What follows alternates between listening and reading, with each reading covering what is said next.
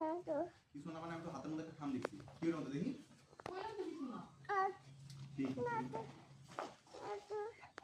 কি আনছো? দেখো না কি লেখা? লুকায় রাখছো কি লেখা? তোমার হাতে বড়ি কেন? তুমি বড়ি কেনার লেগে বাজারে গেছিলা? হ্যাঁ গেছিলাম। আমি আর বাচ্চাদের মধ্যে দিতে পারবো না। এখন থেকে নিয়ে বড়ি। ও আচ্ছা। তার মানে আরেকটু আগে বাড়িতে যে কুটনি মহিলা আছে সেই মহিলা তোমার এগুলো শিখিয়ে দিয়ে গেছে। এগুলো খাওয়ানোর কথা কইছে যাতে আমার আর বাচ্চা কাচ্চা না হয়। কত হইছে? ভুল তো কিছু হয় নাই। কিন্তু বসে বসে এরকম বাচ্চাদের মধ্যে দিতে মানুষ আছে? আপনি তো মানে মানুষই মনে করেন না।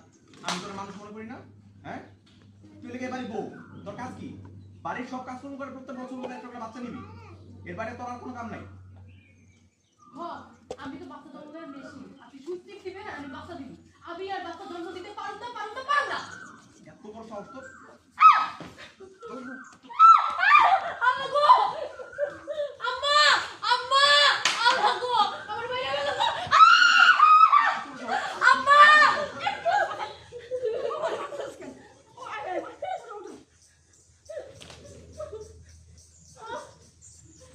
এদিকে আয়।